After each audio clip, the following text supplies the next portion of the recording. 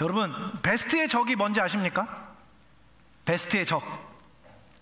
베스트의 적은 배드가 아니라 굿이라는 말이 있습니다. 여러분, 무슨 말인지 이해가 되시나요? 적당히 좋은 것이요, 최선의 것에 사실은 반대가 되는 것이라는 이야기입니다. 여러분, 기독교는요, 진리입니다. 예수 그리스도를 믿는 믿음은요, 진리를 가진 것입니다. 그런데요, 여러분, 예수를 믿는 믿음 안에 진리와 비슷한 것이 있습니다.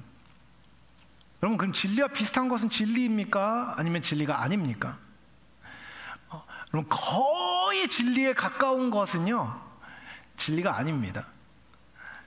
진리랑 비슷해 보이는 것이죠.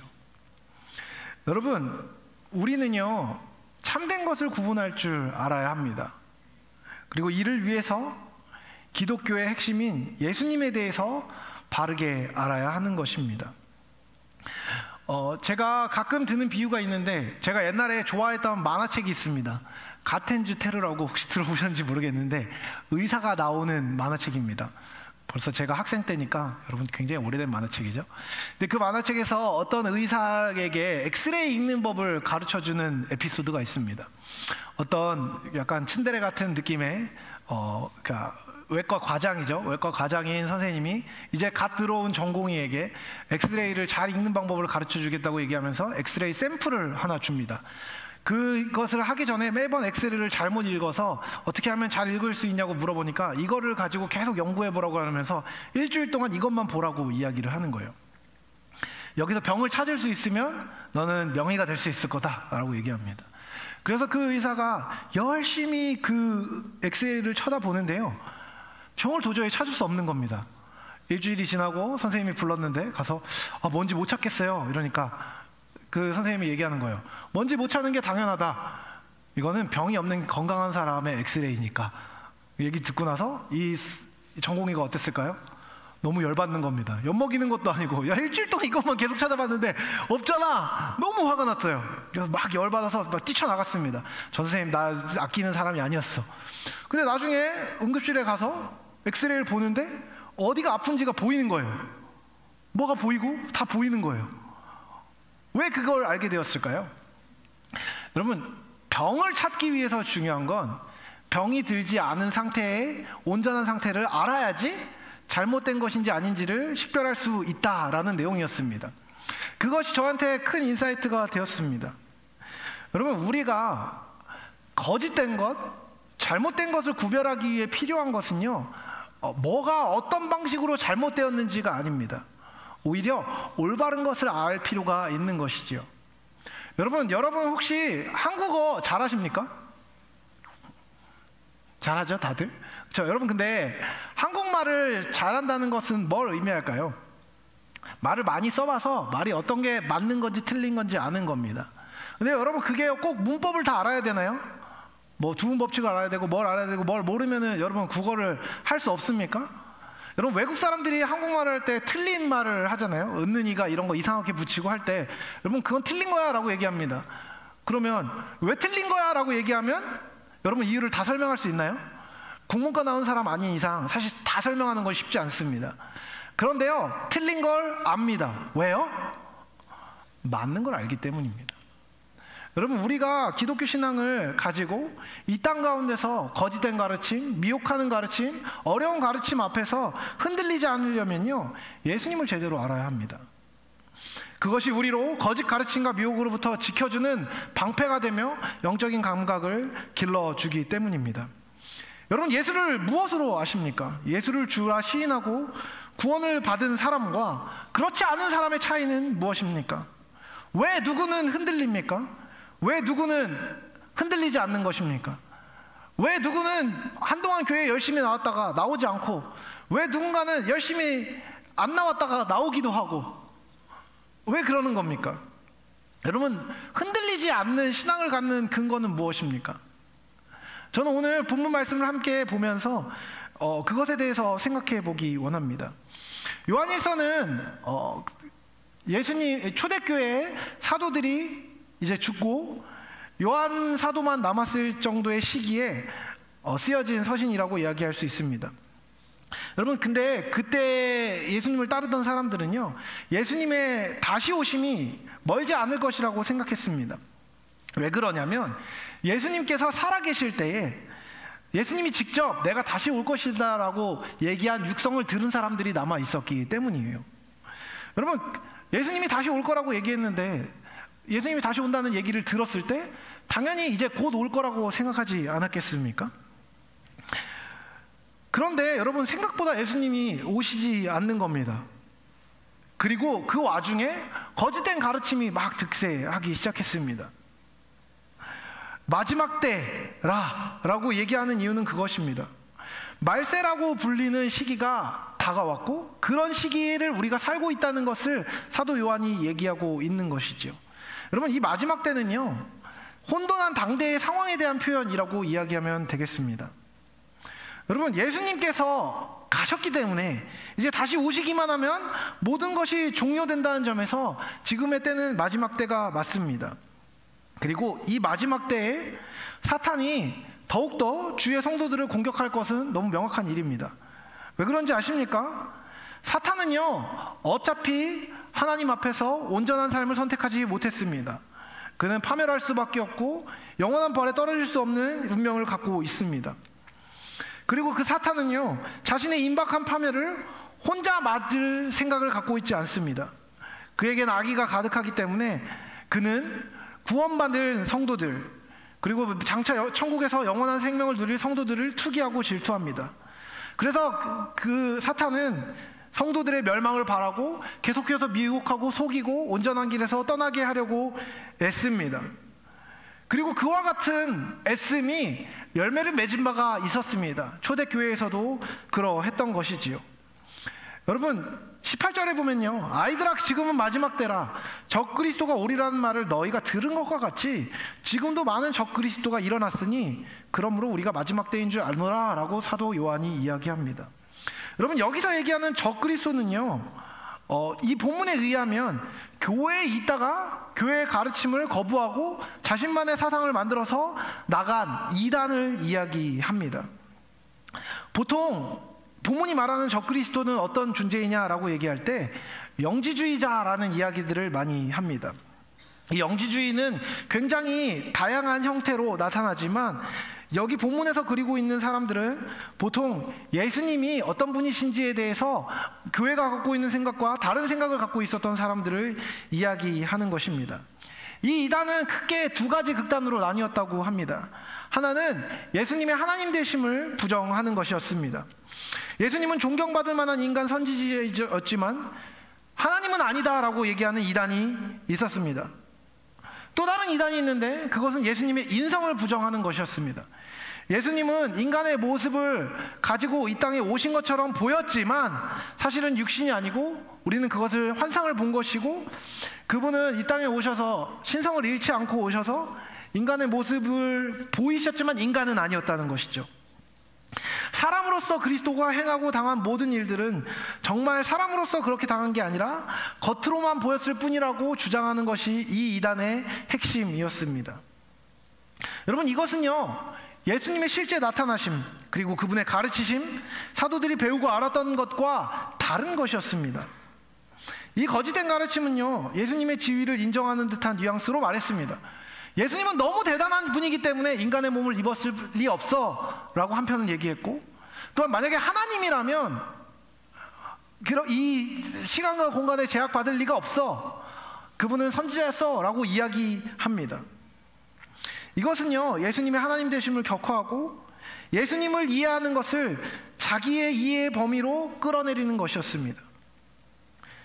예수님을 자신의 삶의 주인의 자리로 모시는 것이 아니라요, 자기의 삶에 조언해 줄 만한 조언자로 모셨던 것이죠. 여러분, 이와 같은 거짓된 이단은요, 그리스도로부터 오는 것이 아니라고 사도 요한은 명확하게 이야기합니다.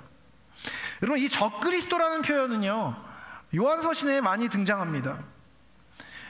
그리고 이 적그리스도라고 이야기하는 이 세력은요, 어떤 특정한 사람들을 이야기하는 것이 아닙니다. 요즘에 시한부 종말론 같은 거 얘기하면 이제 여러분 혹시 들어보셨는지 모르겠지만 2000년대 초반에는 이제 베리칩이라는 게 유행했었습니다. 그래서 여기다가 칩을 박는 날이 올 거고, 이 칩을 박으면 천국에 갈 수 없고, 뭐 표를 받아야 되고, 뭐 이런 이상한 이단들이 그런 표정을 지을 필요는 없어요. 그런 게 많이 있었어요. 여러분, 근데 그것을 이제 적그리스도라고 얘기하면서 막 사람들한테 공포심을 조장하고 막 시한부 종말론을 가르쳤던 시기들이 있었습니다. 하지만 여러분, 성경이 얘기하는 적그리스도는요, 어떤 특정 세력을 이야기하는 것이 아닙니다.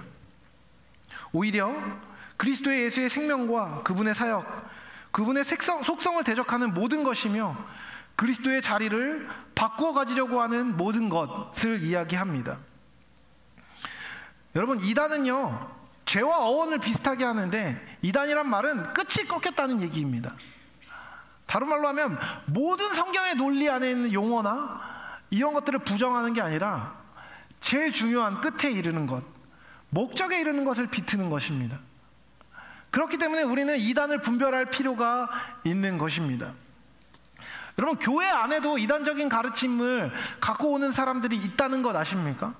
정통 교회임에도 불구하고요, 여러분, 성경에 있는 말을 인용하여서 마음대로 해석하는 경우가 많이 있습니다. 우리가 그와 같은 것들을 여러분 분별할 수 있어야 됩니다.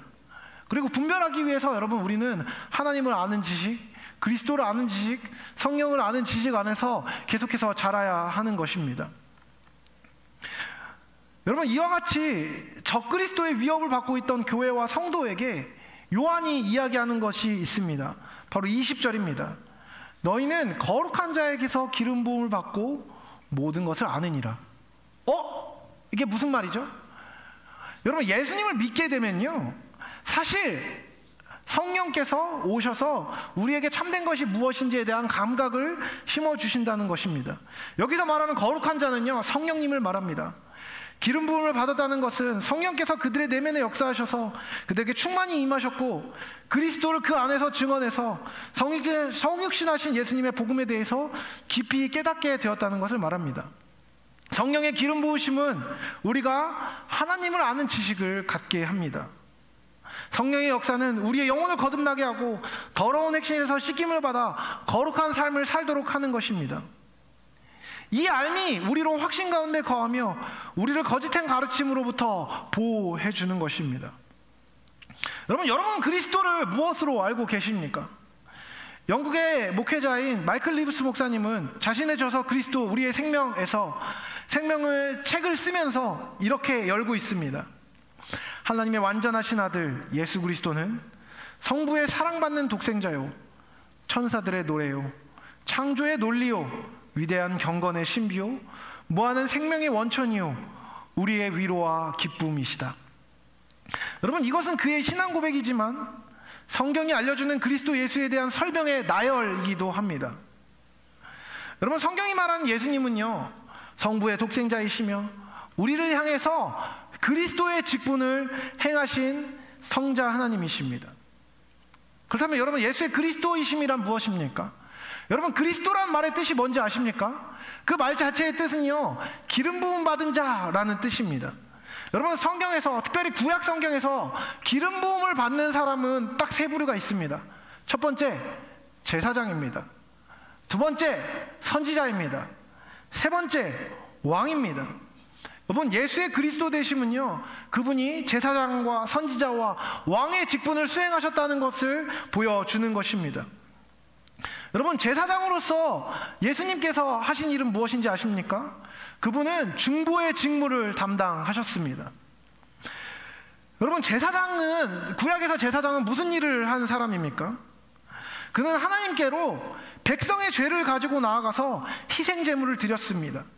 그리고 그 희생제물을 드림으로써 하나님께 용서를 구했습니다.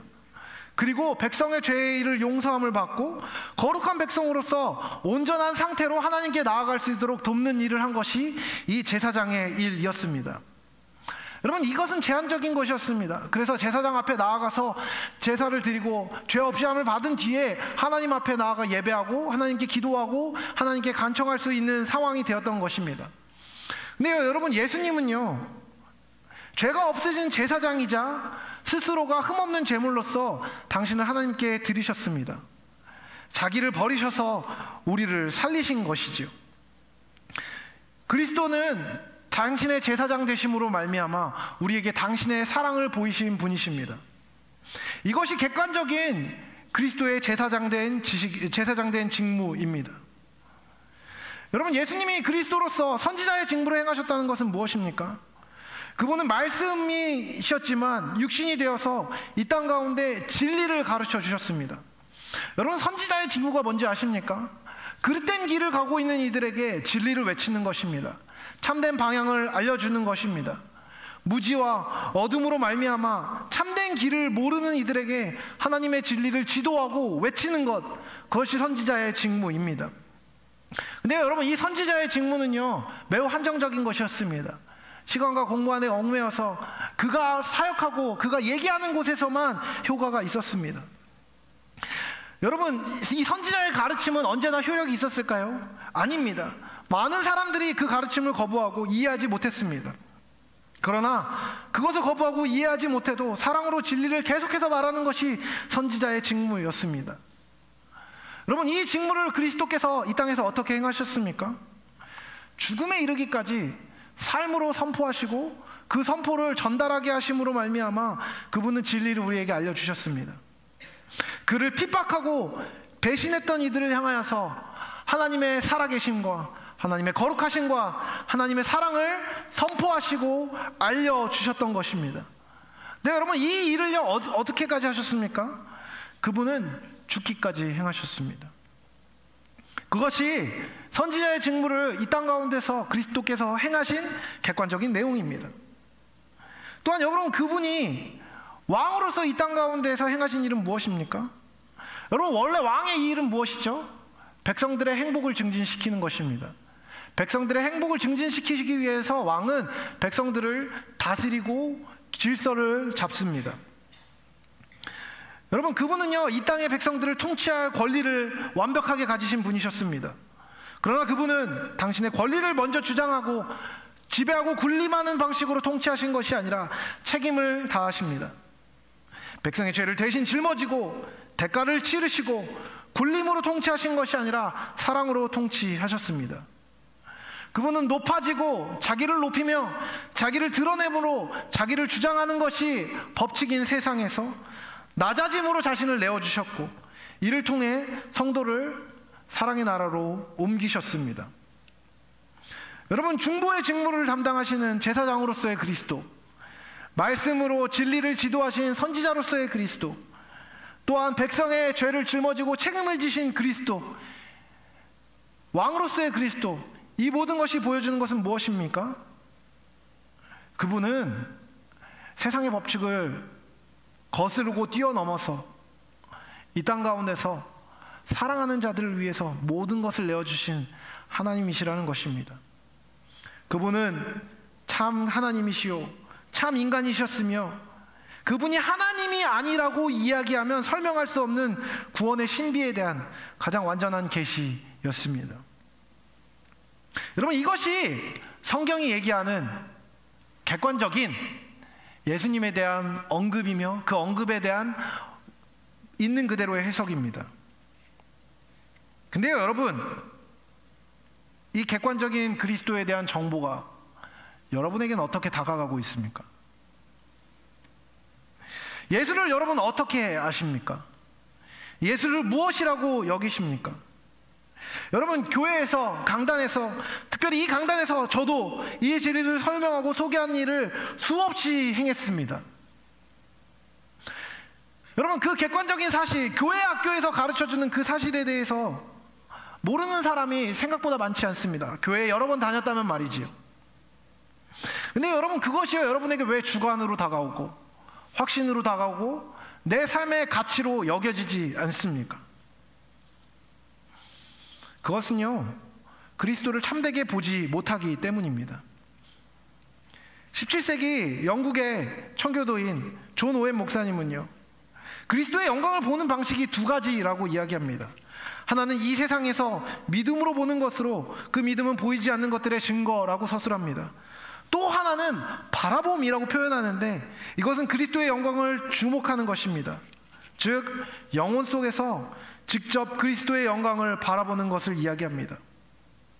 여러분, 그리스도의 영광을 보는 첫 번째 방식, 믿음으로 보는 것은요, 성경과 교회의 전통 안에서 전수되고 전해진 복음을 통해 하나님을 이해하는 것입니다.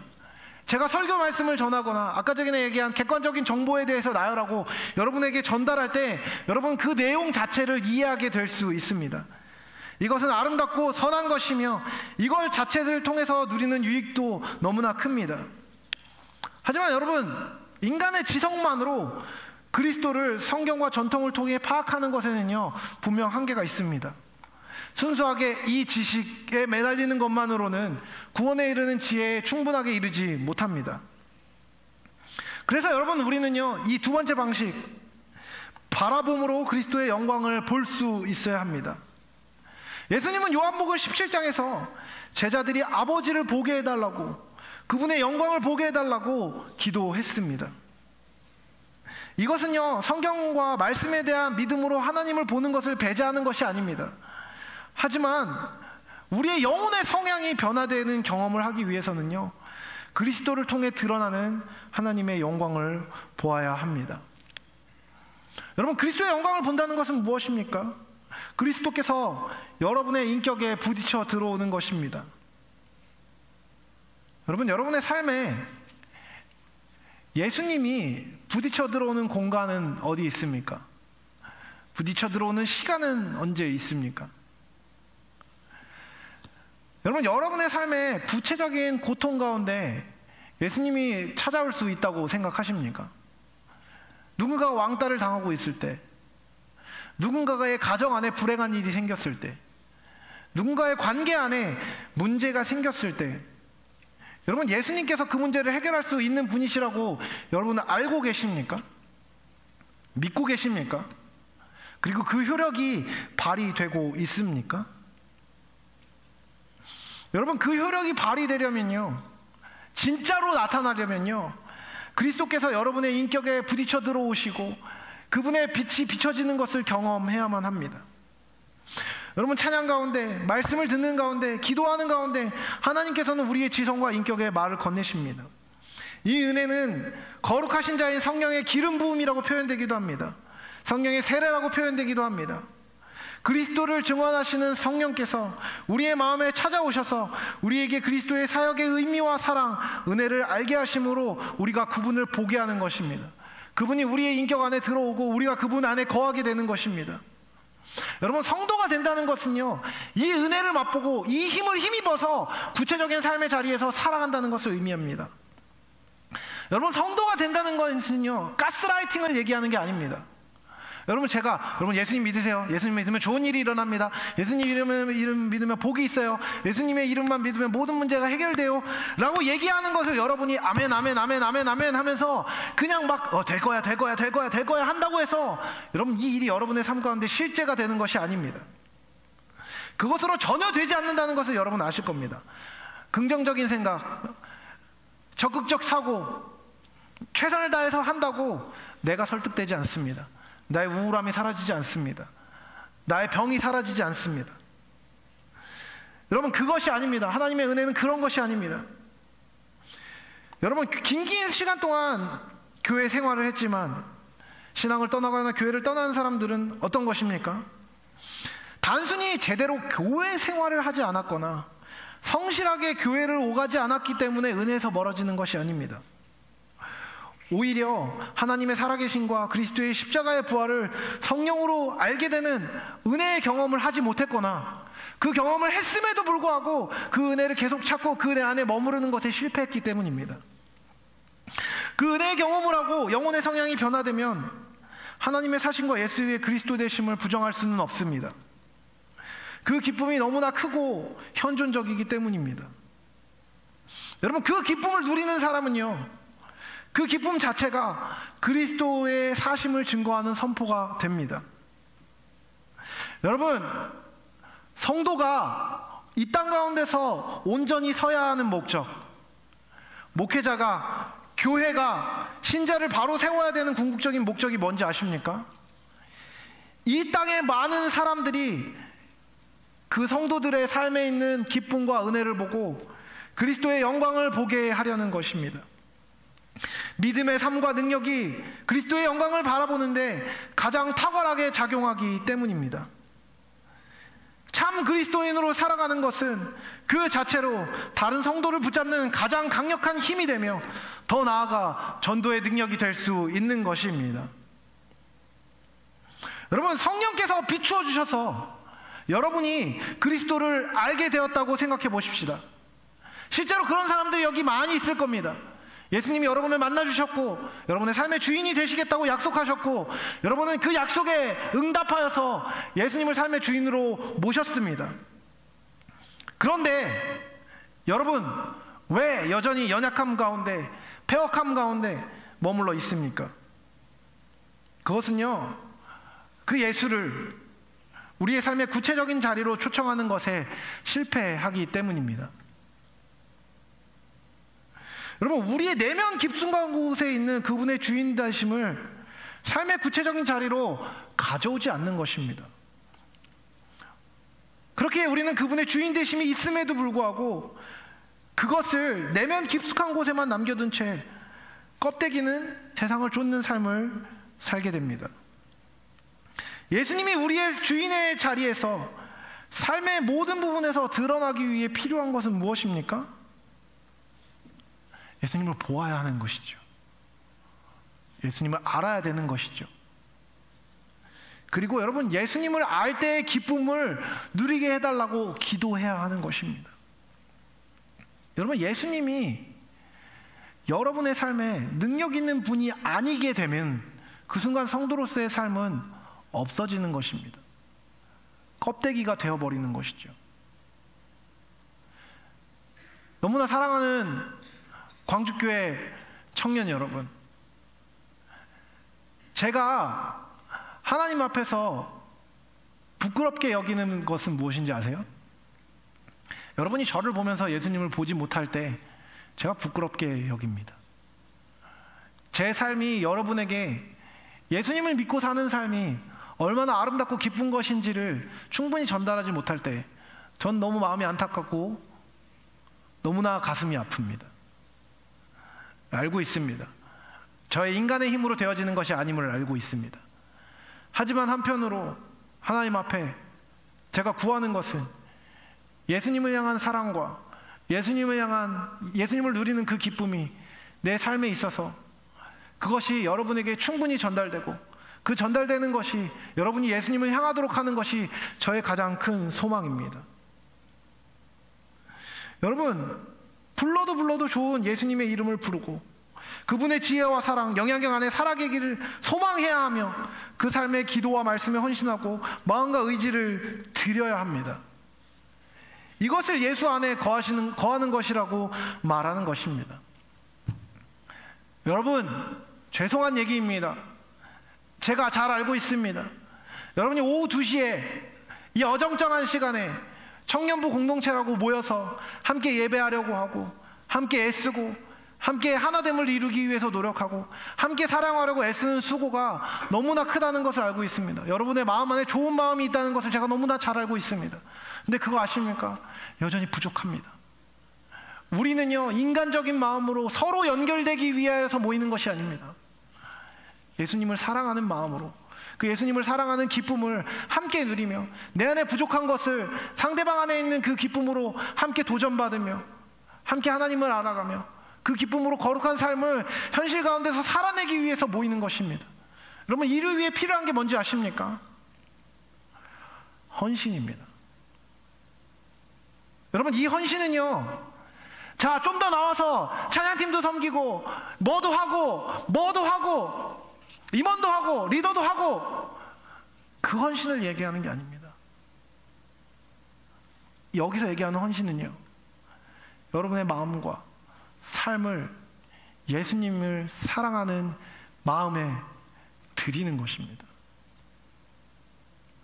여러분, 교회 생활에 만족하고 계십니까?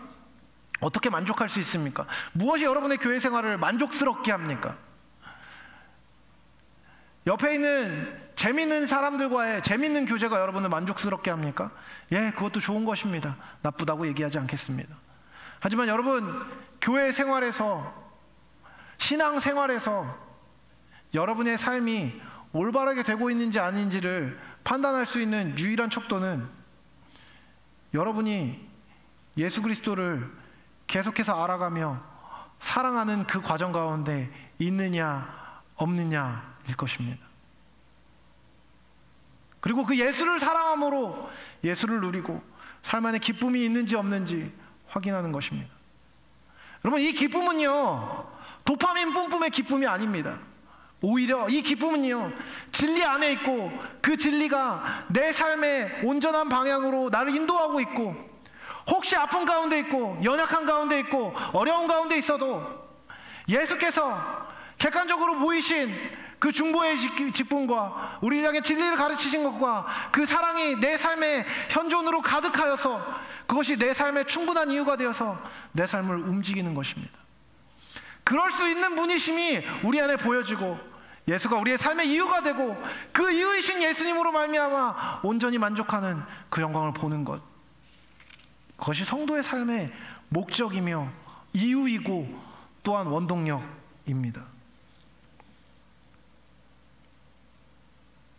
여러분 예수님을 알기 위해서,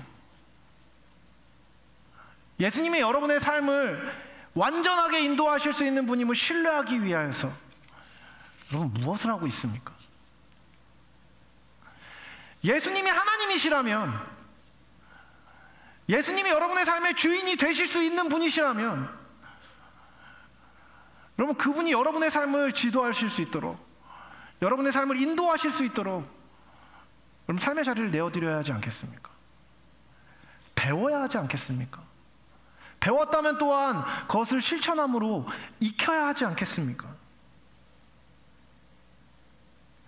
여러분, 그리스도 이미 여러분에게 드러난 수많은 객관적인 그리스도의 영광을 바라보십시오.